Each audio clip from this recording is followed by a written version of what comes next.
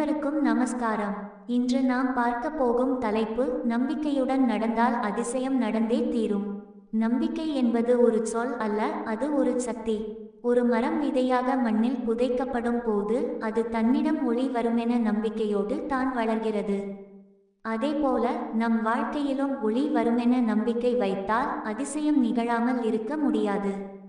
வாழ்க்கை சில நேரங்களில் இருட்டாக தெரியும். முன்னால் வழி தெரியாத நிலை வரும். அந்த நேரத்தில் பலர் நின்றுவிடுவார்கள்.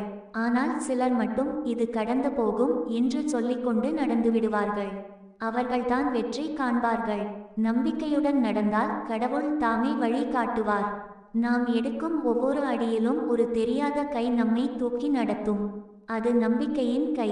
ஒரு முறை ஒரு சிறிய பிள்ளை கடவுளிடம் கேட்டான், என் வாழ்வில் எதுவும் சரியாக போவதில்லை, நான் தனியாக இருக்கிறேன். கடவுள் புன்னகைத்தார். நீ நடந்த அந்த மணலில் 2 காலடிகள் மட்டும் இருந்தது. அதில் ஒன்று என் காலடி தான், நீயை நான் தூக்கிச் சென்றேன். அதுதான் நம்பிக்கையின் அதிசயம். நாம் நம்மால் முடியாது என்று நினைக்கும் இடத்தில்தான் நம்பிக்கை நம்மை மேலே தூக்கும். நம்பிக்கை இருந்தால் பயம் இருக்காது. நம்பிக்கை இருந்தால் தாழ்ச்சி இருக்காது. நம்பிக்கை இருந்தால் அதிசயம் நடந்தே தீரும். எந்த நிலைமையிலும் மனம் உடையாதீர்கள். நேற்று இருட்டாக இருந்தாலும் இன்று விடியல் நிச்சயம் வரும். உங்கள் நம்பிக்கை உங்கள் அதிசயத்தின் கதவை திறக்கும் சாவி. அதை விட்டுவிடாதீர்கள். ஆதியே அந்தம்.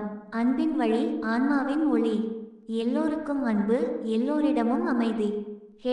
#ஆத்யா ஆந்தம் #அம்பு #ஸ்பிரிச்சுவல். நமது ஆதியந்தம் சேனலை தொட்டு தொடர்ந்து பாருங்கள். சப்ஸ்கிரைப் பண்ணுங்க, லைக் பண்ணுங்க, கமெண்ட் பண்ணுங்க. ஏதாவது திருத்தம் செய்ய வேண்டியது இருந்தால் சொல்லுங்கள். சரி பண்ணிக்கொள்கிறேன். அடுத்த பதிவில் தொடர்போம். எல்லோருக்கும் நமஸ்காரம்.